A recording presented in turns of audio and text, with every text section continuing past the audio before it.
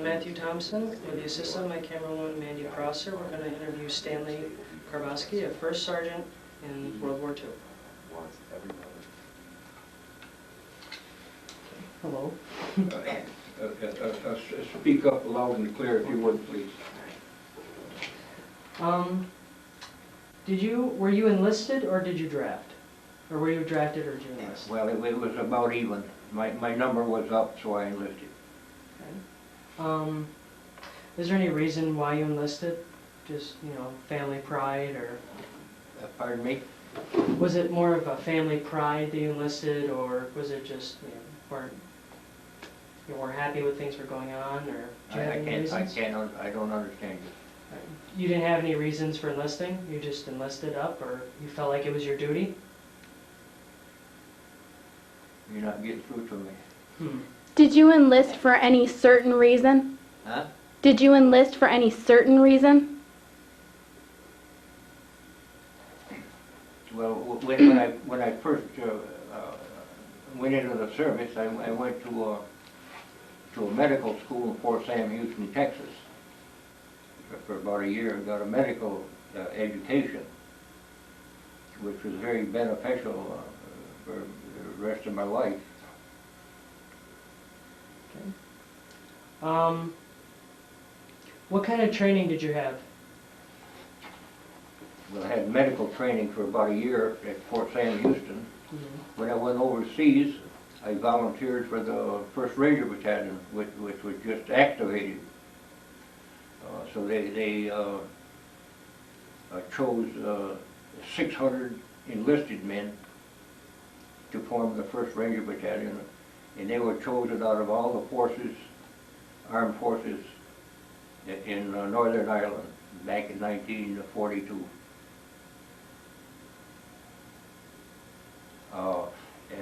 When we were all hand-picked, and we took our training at the British commando camp in northern Scotland. We trained with the British commandos for probably 2 months. Very intensive training. All by combat veterans made a big difference. Is there any part of the training that really stuck out in your mind that you thought that you might not get through? Like some area was too hard, or you thought would be too difficult to pass, or? It was for most people, the training was very difficult, but the people that had a farm background, athletic background, it was a piece of cake.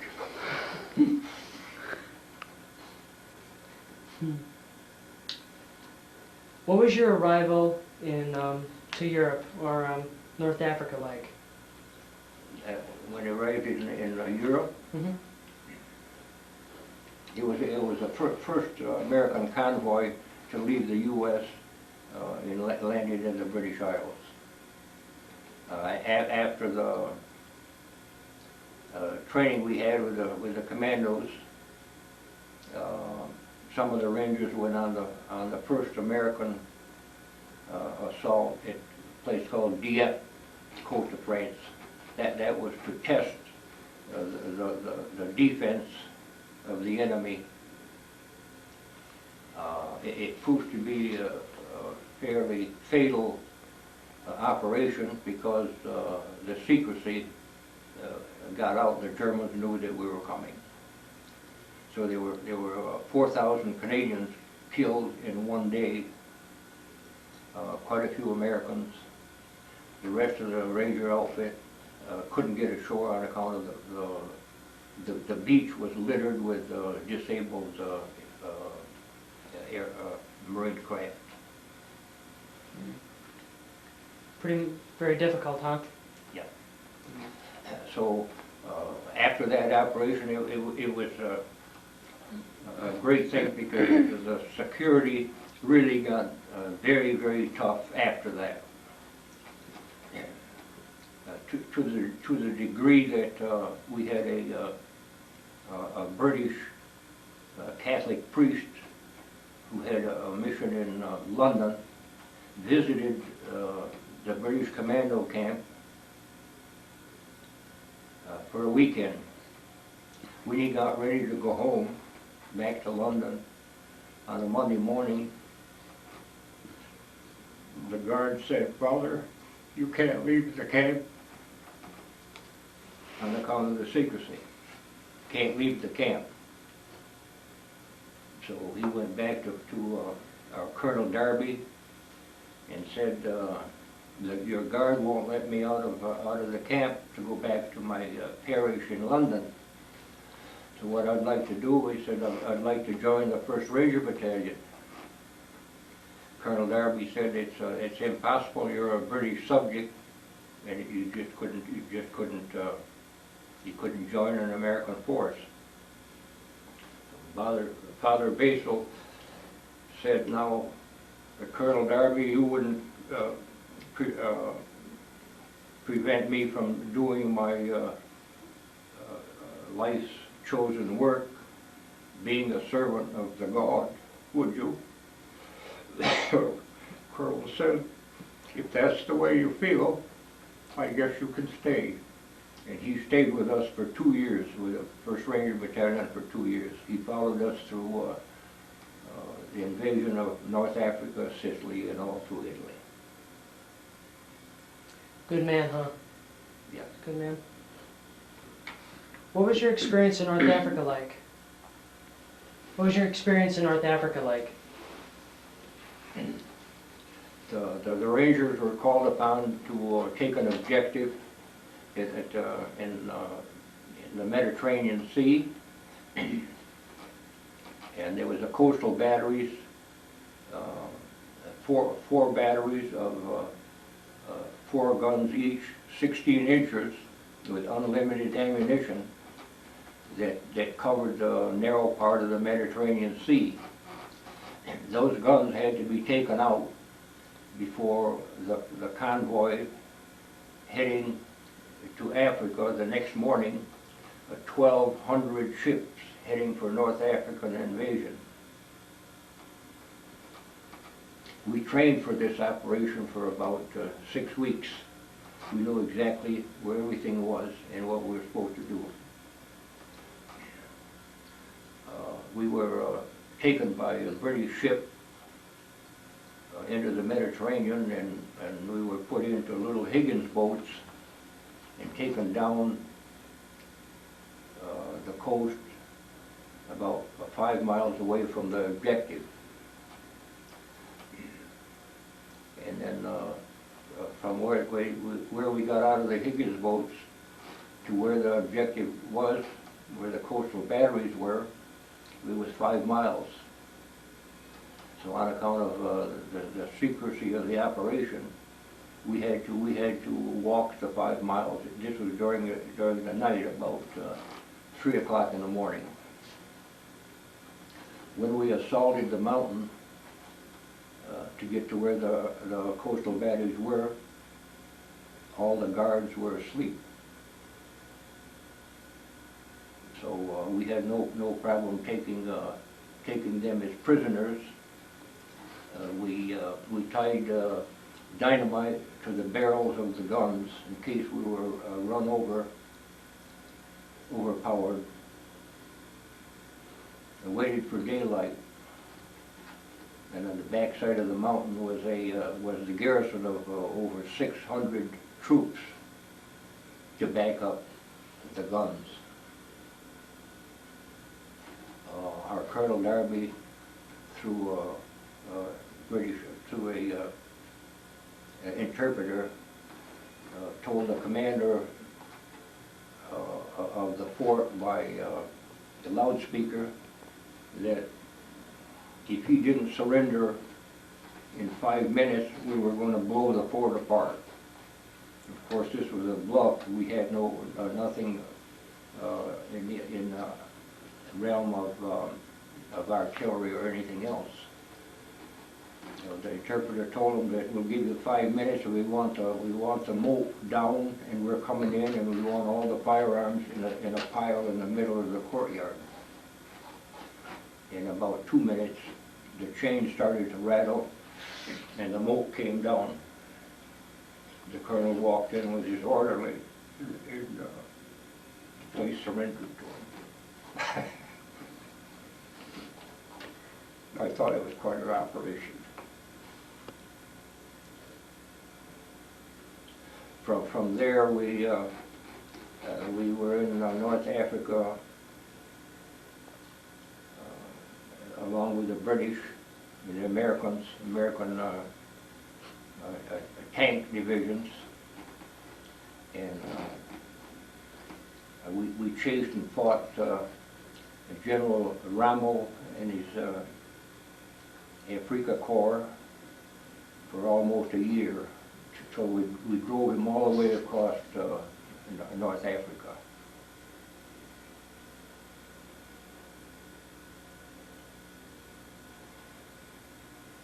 When that was taken care of, the next operation was to take the island of Sicily. So the Rangers, again, were the first to land on the beach. Again, the secrecy was very, very good. The landing was relatively easy. We got ashore with no great problem. Probably spent 6 to 8 months going through Sicily until it was finally conquered.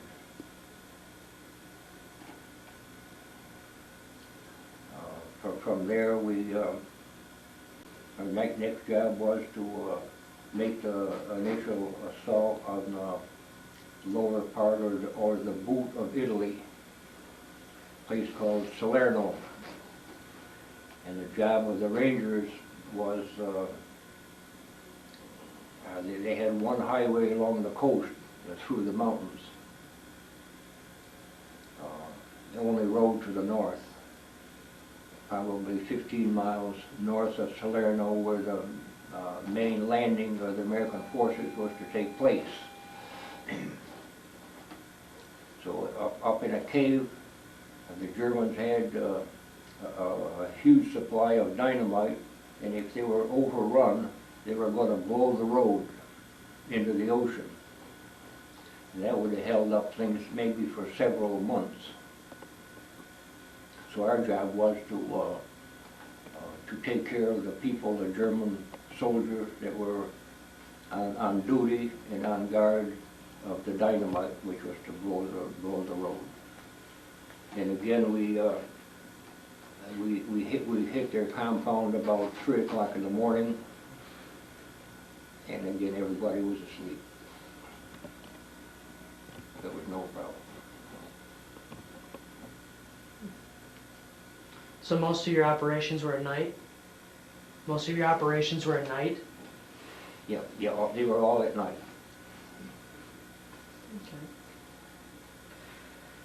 Okay. Would you say that you had any problems with the German soldiers, or, you know, like they were a hard enemy, they were good soldiers, or? They were very much professional soldiers. I don't think that they were like maybe the Japanese or the Koreans or the people in Vietnam. They were more professional. They had more of a code of honor, you might say, in most cases. In most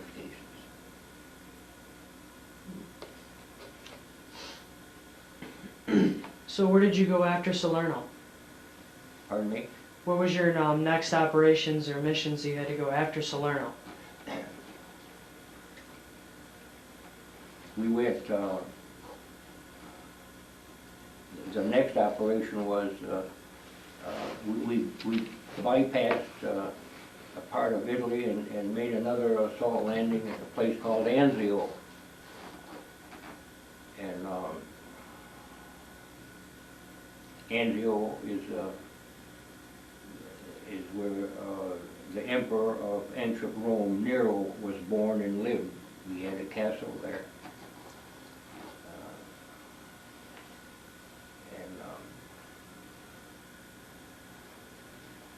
there was a village when the American Army was going north, a village called Cisterna. Very heavily fortified. So our American 3rd Armored Division was driven out of Cisterna. That's over 10,000 troops was driven out.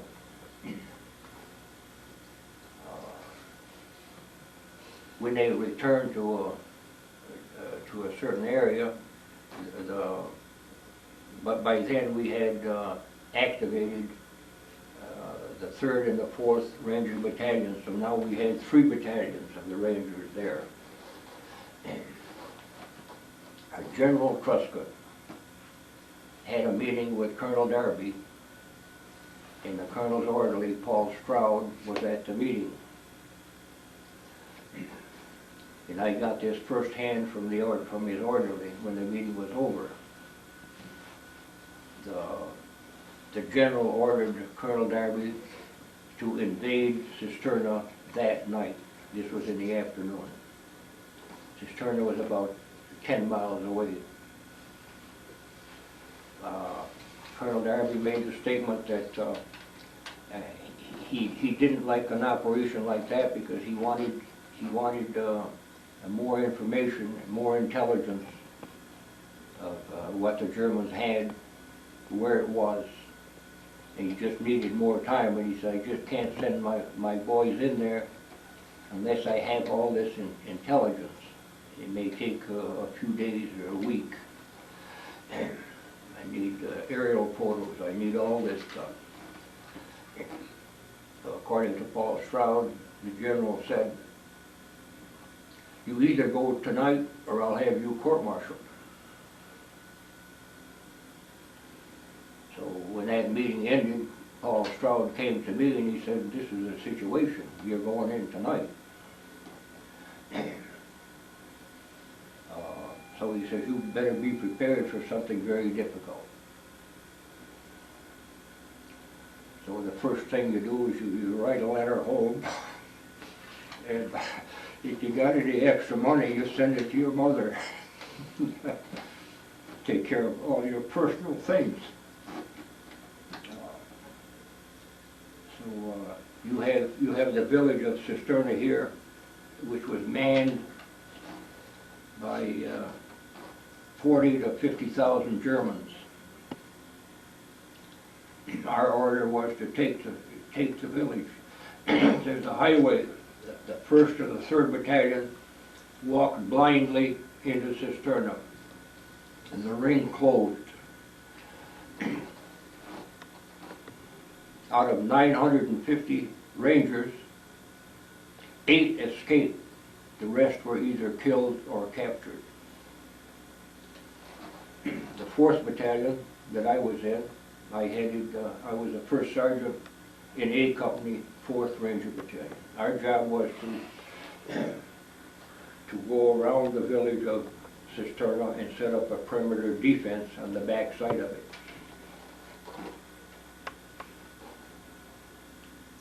Before we started, my company commander, Captain Kness, came to me and said, I have a chance right now to become battalion adjutant.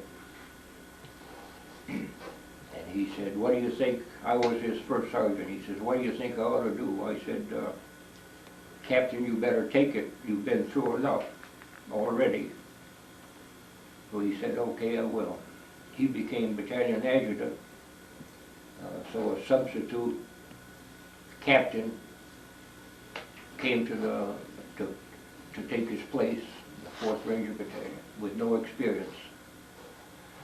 So as we're going around the flank of Cisterna, getting close to the village, 3 o'clock in the morning, a dog barks. When the dog barked, the flares went up. Hundreds of flares. We were caught in an open field. And then the hail of gunfire started. So I yelled at the men to hit the ground. They kept firing mostly over our heads because we were that close. I told the new captain when things quieted down that we were ready to go to advance. And he, under no circumstance, wanted any part of it. He says it's impossible with all those guns firing for us to attack at night. And I said, we can't, we gotta, whatever we're gonna do, we gotta do right now under the cover of darkness. Because we don't want to get caught on this open field when daylight comes. And I said, we gotta move right now, move. And I said, I'll move the company. Previously, I had told him that in a Ranger, the company commander leads from the front. The first sergeant carries out his orders. He's the last man in the column, which was me. But I said, Captain, since you have no experience, I will be up front with you tonight, and I'll be of whatever assistance I can do to you. So I'm in favor of moving forward. He's in favor of staying, and we had a little discussion, and he said, I want to move the company, and I will move it forward. He said, if you move it, he said, I'll have you court-martialed for disobeying my orders. I said, okay, I backed off. 2 to 3 hours later, got daylight. We were caught in an open field. All the cover we had was a drainage ditch about 2 feet deep. We got in that drainage ditch.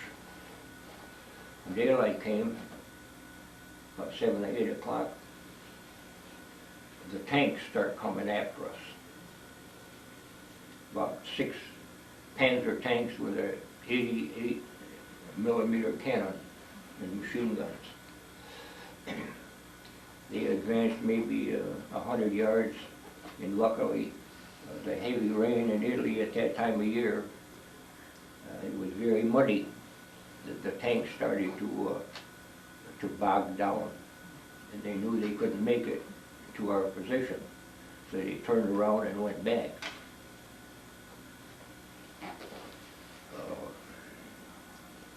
And then they decided to fire at us with artillery. With being in this ditch, we lay down in the ditch, and most of the artillery invariably was either, the ditch wasn't any wider than this table, so you lay down in that, and it was about that deep, 18 inches to 20 inches, 24 inches deep. Most of the artillery shells were either long or short, so we had no great problem with that. Through the day, I would tell one of the Rangers to take your helmet, put it on your bayonet, and put it up in the air like you were looking to see where the enemy was. We did that for several hours, and I had a set of field glasses, and I tried to pinpoint where all the fire was coming from. By 3 o'clock that afternoon, a sunny day, it seemed that I had pinpointed over 50 machine guns in a semicircle in front of us, firing 1,250 rounds a minute.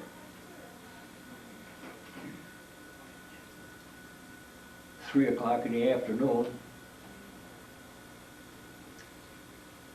at that time, we had a captain and 2 lieutenants, 1 lieutenant for each platoon. They were either killed or wounded, but they were not in A Company of the 4th Ranger Battalion. So being the first sergeant, it left me in command. 3 o'clock in the afternoon, I get a call from Colonel Murray, the CO of the 4th Ranger Battalion. He wanted to know what my position was. I related to him our position, where the enemy was, and how strong they were. I was talking about tanks, artillery, and over 50 machine gun nests that I had already spotted through the field glasses. He said, how many Rangers you have left? I said, approximately 30 to 32 out of 60. He says, attack them. 3 o'clock in the afternoon. I had no choice but to obey his order. So you're talking about 50, 60 machine guns, 300 to 400 yards away from you, in a field that is flat as this table. I passed the word down the ditch to my 30 Rangers, and I said, the orders are to attack. And I said, they are my orders and they are your orders. And on the given a signal, every other man advances forward. They call it a leapfrog operation. The first man advances like 50 yards, drops down, and while every other man goes forward at 50 yards, the remaining riflemen give covering fire during that time. And when those fellows go their 50 yards, they drop down, and the soldiers back here, they meet up with these, and they go another 50 yards ahead, called a leapfrog operation toward the enemy. Broad daylight, sunny. When the first advance took place, those 50 machine guns opened up, 50 or 60 or 70 machine guns. It was just a hail of lead. Every fifth round is a tracer. Even in the sunlight you could see it. It was like 4th of July. The entire field was lit up with tracer bullets.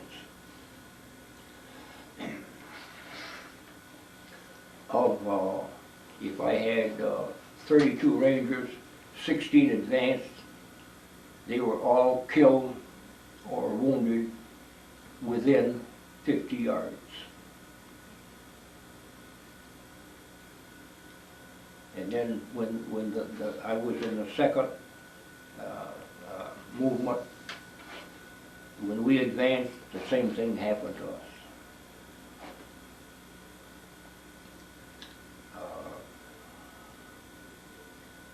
We had a Sergeant Zelensky, Herman Zelensky, who was the mortar sergeant.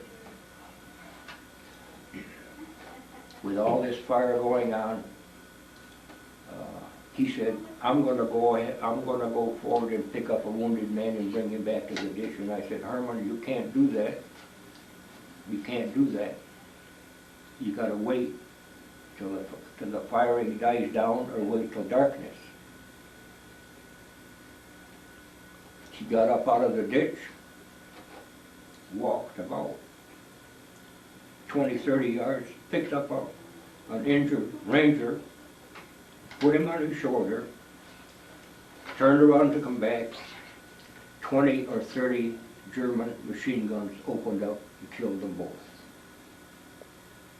So I sort of lost my respect for the German soldiers at that time, because Sergeant Zelensky took his helmet off, put his pack down, put his sidearm on the ground, walked ahead to pick up the wounded man. It wasn't a very nice thing to do.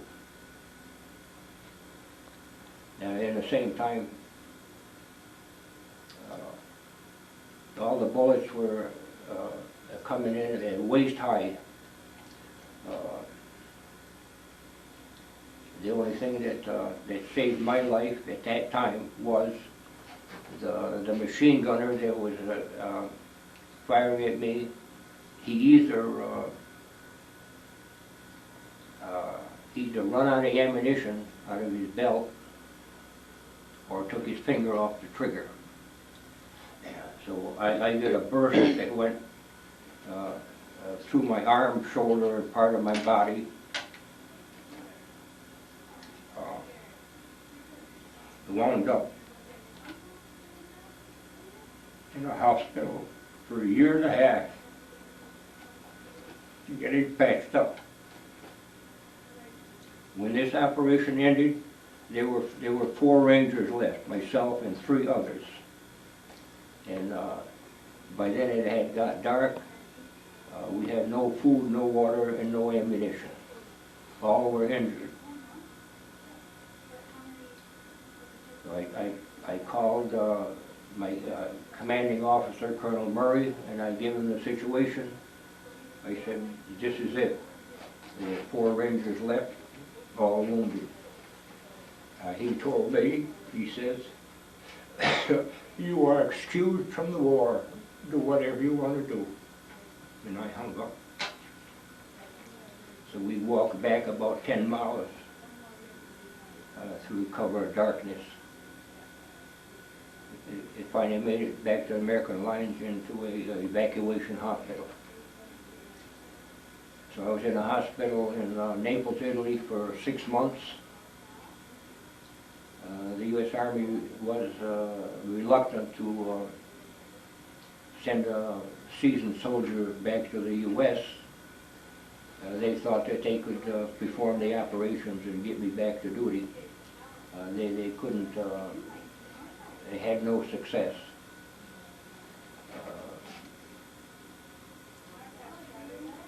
So after 6 months in a hospital in Naples, I was sent on a hospital ship back to New York City Harbor, sent to a neurosurgical center in White Sulphur Springs, West Virginia. I was there a year, mainly because in my left arm, the median, radial, and ulnar nerves were shattered, along with the bone and everything else. And so this neurosurgeon would operate on one nerve. Today, 3 months later, he would operate on another one. 3 months later, he'd operate on another.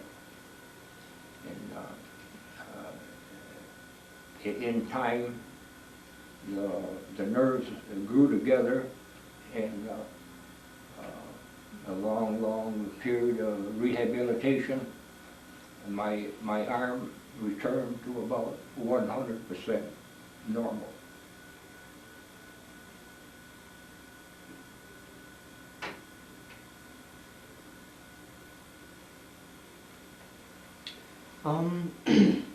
Did your family greet you when you got back in New York City Harbor? Did they come to meet you when you got there?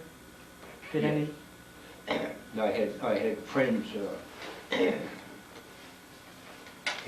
When I was in a hospital in White Sulphur Springs during that year, I had several friends come down to meet me. My parents weren't able to do so.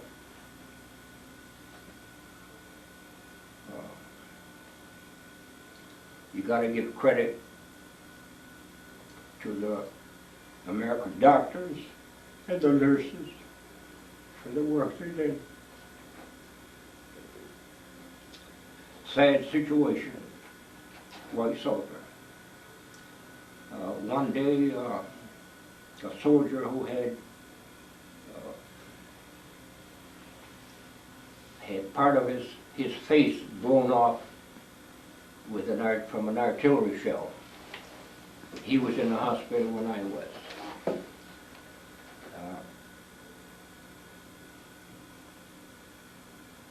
His parents were coming to see him the next day. But the shape that he was in, he took the bed sheets, made a rope, and hung himself before they arrived.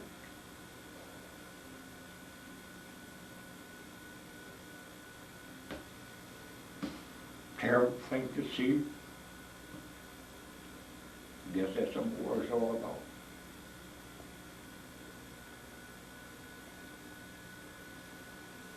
Would you like to stop for a minute? Would you like to stop for a minute and... Yeah. Be okay? Back home, it's just unbelievable how good the people, the citizens of the United States were. To the extent when I got home, a man named Howard Pilo in Parish had a feed store, a GLF Agway feed store. Sold it to me for 10% of its value and walked away. He said, here's the keys, the money's in the cash drawer. You owe me so much money, which was about 10% of the value, and he said, you can either pay it or forget about it.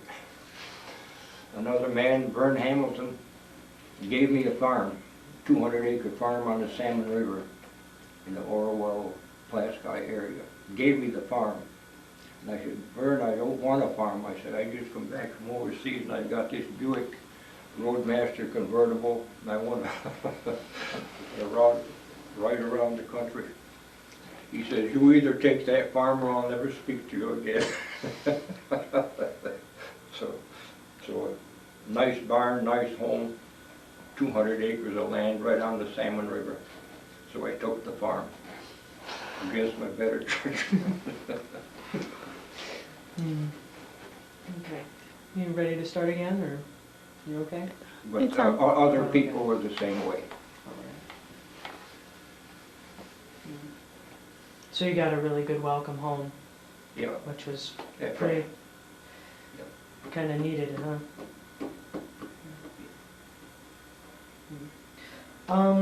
It said in your information that you were wounded 4 times? Pardon? You're wounded 4 times? Yes. Were they all gunshot? The first time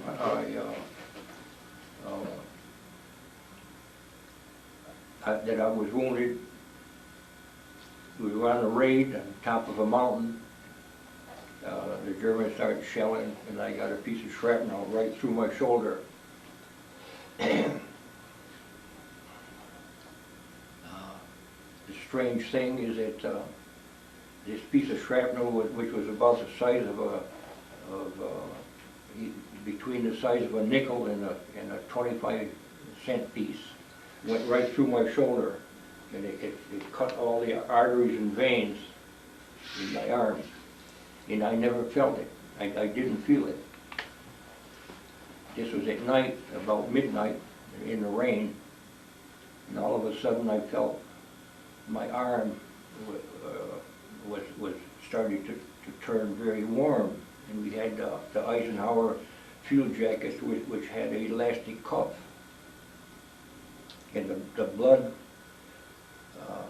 from the arteries and the veins just were pouring down, and that my arm got warm from the blood. I couldn't, and I never felt the shrapnel when it hit me. So I rip off my jacket, I lift up my shirt and t-shirt, and the blood just squirts right out in a stream. Of course, no medical team around. And I knew that I had to stop this bleeding or I was going to bleed to death within 5 minutes or less. And having the military training, I knew I had to apply a tourniquet. So I took my undershirt, t-shirt, I made a ball out of it, took my belt, and I run it around my shoulder and underneath my arm and yanked it down. Of course, it immediately stopped the bleeding. And when you do that, you're supposed to release the tourniquet every 12 minutes, so the gangrene doesn't set in, which I did. And I was in pretty bad shape. They walked back down to the hospital, and I got to a medical frontline unit. I got those bullets there at Cisterna. A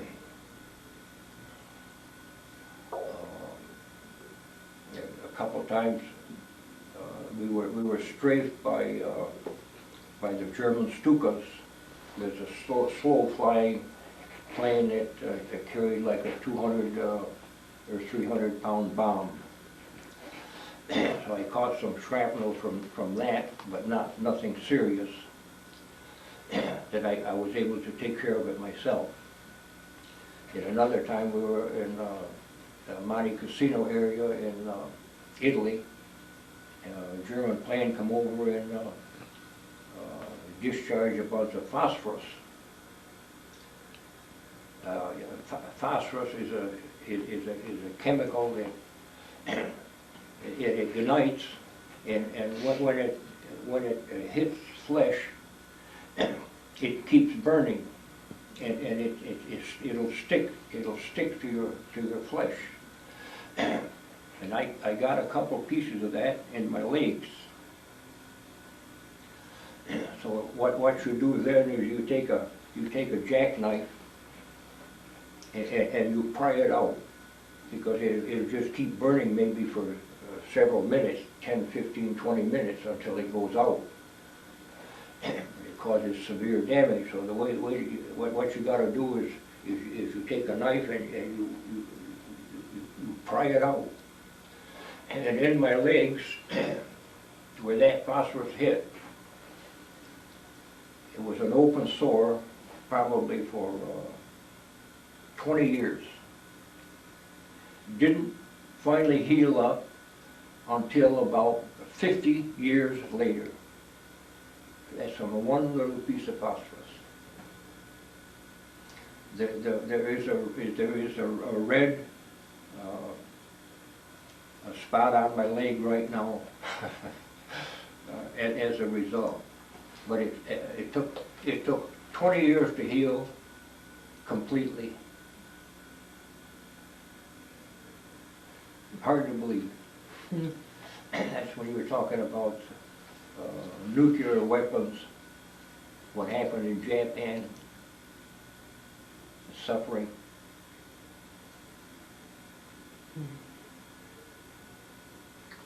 Were you awarded any field commissions or medals? Yes,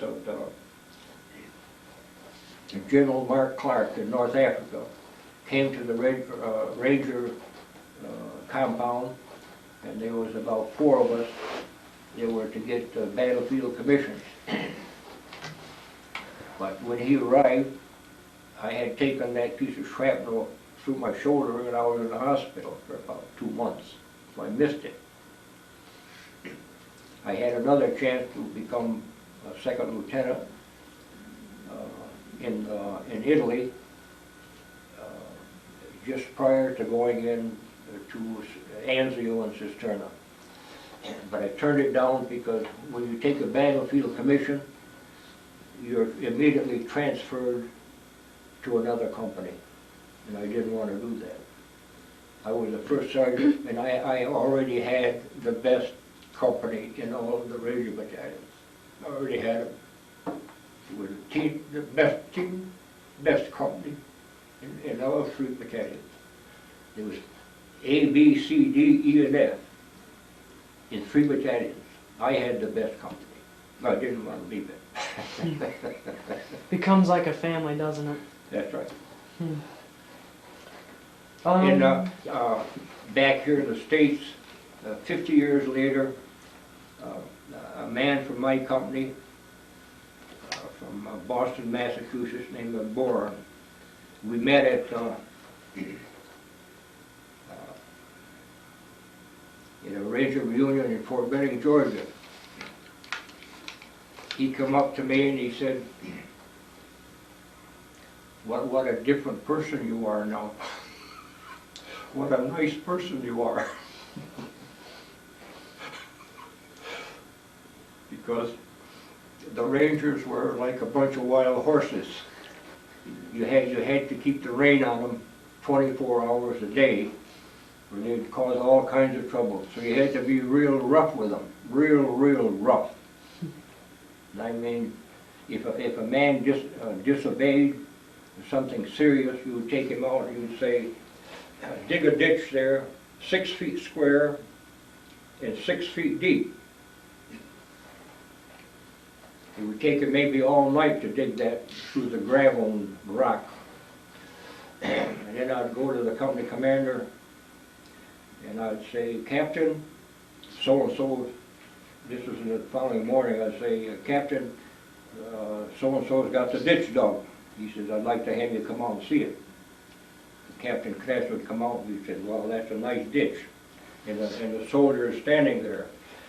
He took a cigarette and he threw it in a hole like that and he said, bury that cigarette and dig another hole right there, just like it, and he walked away.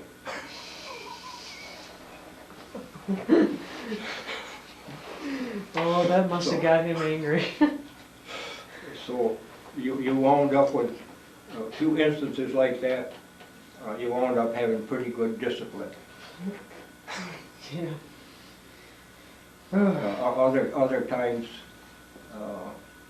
if a man got out of order, maybe drinking too much or something, did something that he shouldn't have, you put him out, in a pup tent, put wire, make a wire cage around him, and have him stay in there day and night for 10 days, and live on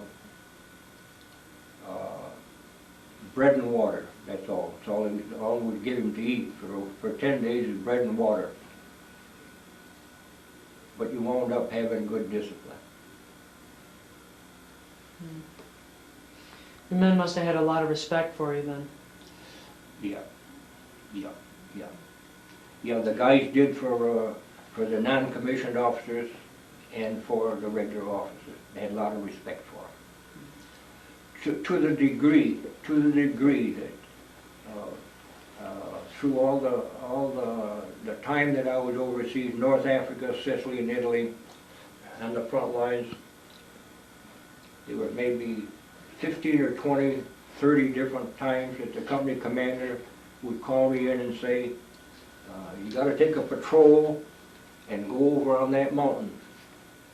There's something up there that intelligence wants to know what it is. So send 6 men up there and find out what it is and report back to me. I said, okay. Well, I was the first sergeant. I was supposed to pick 6 men and send them up there. So I always wanted to go. So I was the first sergeant, so I was the number 1. I'd pick 5 other guys. I'd pick one guy, all for specific reasons that I would pick up. Number 1, this was, we'll say, was in Italy. I'd pick one boy that was an Italian, from an Italian family, that could speak Italian. And in North Africa, I'd pick this guy, Calfeon, who was a Greek. He was a Greek immigrant to the United States, wound up in the Ranger Battalion. I'd pick him because he could speak Arabic and all those, French and all those languages over there. He was a school teacher in Marseille, France. So I'd pick him. Then I'd pick one of these guys that spoke the language, and then maybe an expert in map reading, an expert in rifle, bayonet, and submachine gun, that type of thing. So I'd pick 5 in myself. We'd be gone a week. Before we left, the rest of the men in the A Company, 4th Ranger Battalion, would come to me with tears in their eyes and say, why didn't you pick me? Why can't I go? You picked those, you didn't pick me. Why didn't you pick me? Well, I would tell them, I tried to explain to them that I have nothing against you personally, but I'm just picking guys that I think that for a specific reason. I said, do you speak French? Do you speak Italian? No. Well, but I'm a good rifleman. But they would all come and cry to me of why they couldn't go on the raid.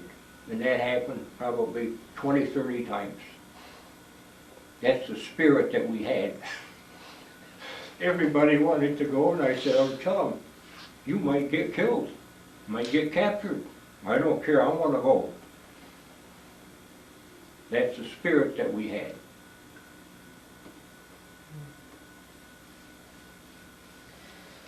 You're talking about your captain, the one who threw the cigarette into the ditch. How are your other officers? Pardon me? How are your other officers? Yeah, the Ranger Battalion had a Colonel Darby at the head of it.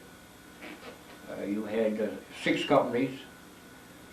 Each company, so there was 6 companies, you had 6 captains, and each company had 2 platoons. So each platoon had a first or second lieutenant. So you had 3 officers in a company. So a company would have a company commander, 2 platoon officers. You had 1 first sergeant, which was me, and then you had a staff sergeant for each platoon. And then just regular sergeants, like somebody to head up a mortar crew, that type of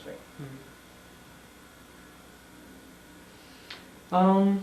In your report here, you said something special happened in Venafro, was it? Yeah. Can you tell us what happened there? Well, Venafro was where General Rommel's Afrika Corps were bivouacked at one time. The Rangers were called upon to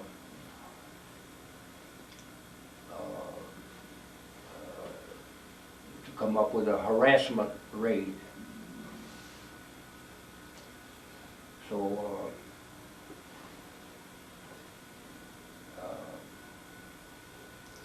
the company that I was in, headed by Captain Kness, we were chosen for this operation. This is out in the middle of the desert in North Africa. General Rommel's army, 250,000 troops.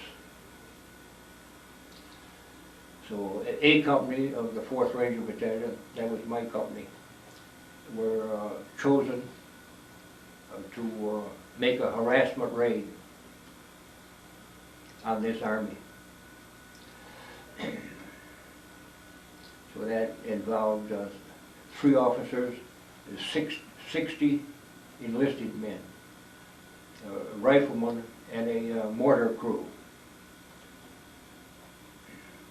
We took 3 days traveling by night to get to this camp where General Rommel was. We traveled at night, hide in the mountains in the daytime. And on the night that we attacked this army of 250,000 troops, and here we are 60 enlisted men and 3 officers.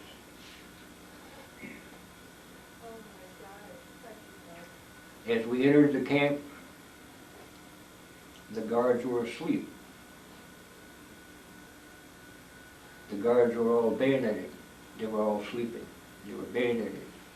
We walked into the camp. We're there 10 minutes by the clock.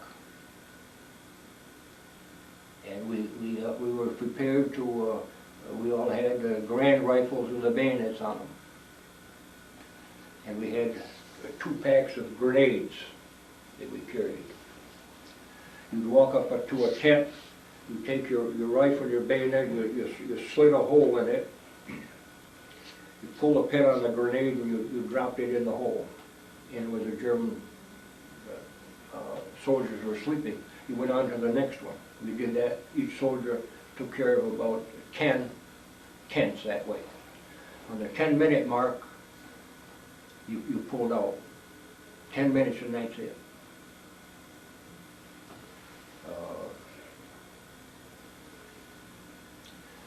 We had one of our riflemen pulled the pin, was to toss it in the slit that he made with his bayonet.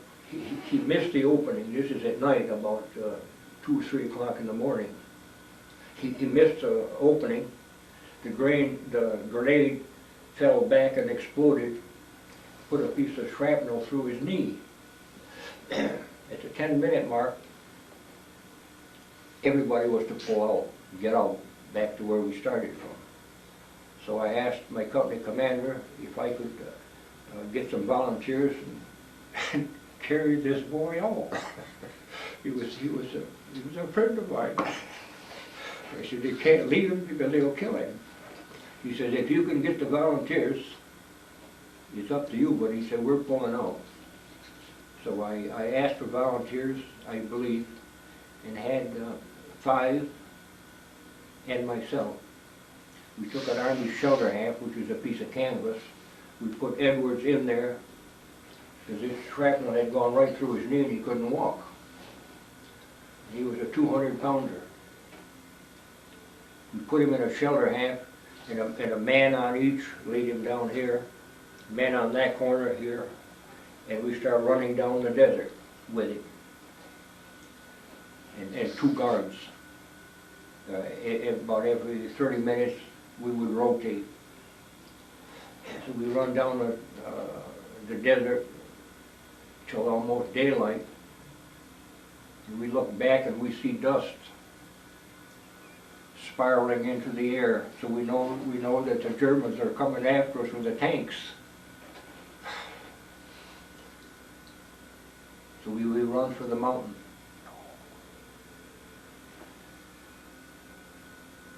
Got up into the mountain, and back in a recess, we run onto a French Foreign Legion post.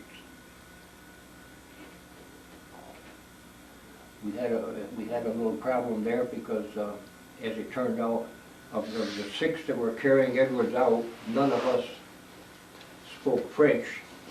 None of the French people, soldiers in the camp there, spoke any English. We were there like 2 or 3 days where the German tanks all rolled down the desert looking for us. And a couple of days later they come back, and then we proceeded on our journey.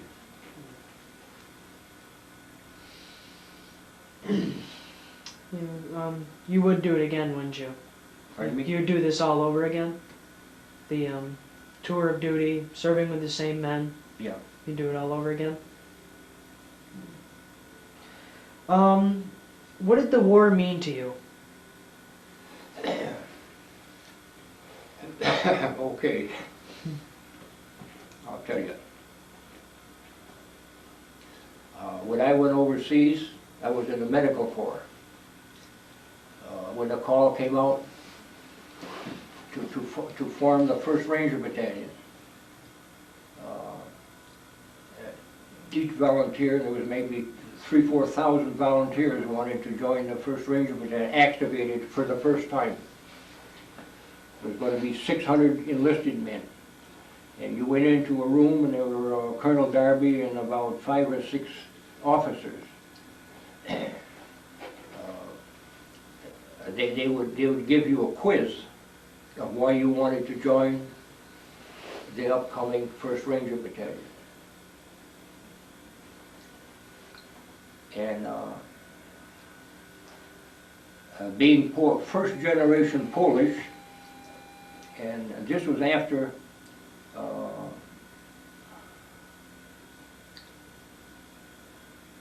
Hitler run through Poland back in 1939. Hitler had all his armored divisions. The Polish army consisted of of cavalry with bayonets, with the sabers. So when I come in front of Darby in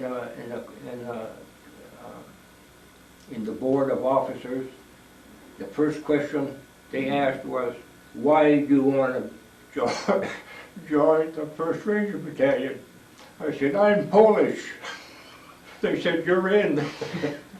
That was the shortest interview anybody ever had. So they just waved me right through, you're in. And I'm glad I did it.